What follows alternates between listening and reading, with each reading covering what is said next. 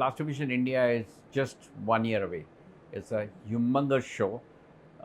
Last show was amongst, which happened in December 23, was amongst world's top 5 plastic trade show. The next show would be world's second largest plastic trade show to be held in the year 2027. So for that year, the only show bigger than Plastivision India in the world is China Plast. Otherwise, we would be pretty large show in the world. So that's a big responsibility. We're expecting visitors from nearly 84 countries and 400 towns of India, and we are expecting exhibitors from 20 countries. To host them in a very productive manner is a huge challenge that the whole of our team is working on.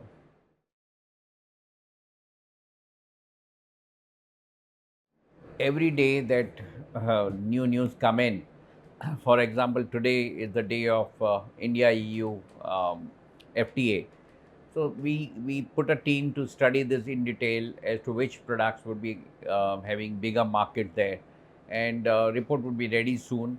But overall, we are happy to see that from 6% of current duty level, most of the plastic goods will go to 0%, and that will open up European market to Indian plastic producers. We are working to send a team to Europe to invite European buyers to visit Plastivision India. We would host them, we'll give them free stay during the show. We want to make sure that to bring global opportunities to Indian plastic processors.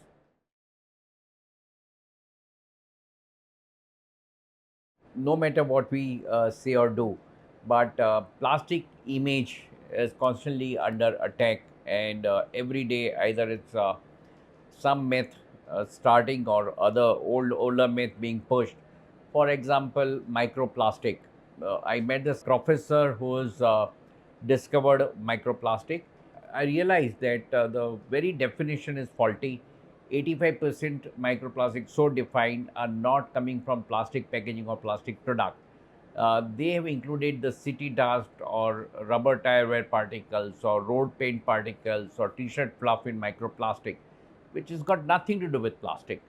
So such means every day we need to study in detail, prepare a proper answer, put there for the industry to know, because consumers, if we are not satisfied with our response to such allegations, some of them start believing it, and then the consumer focus starts moving away from plastic industry. They end up spending much more money. They end up putting products which much higher carbon footprint, and ultimately is not great for environment. Also, there is a affordability issue. We want to support Indian consumers in a very cost effective manner, and all the more alternatives are much more costlier.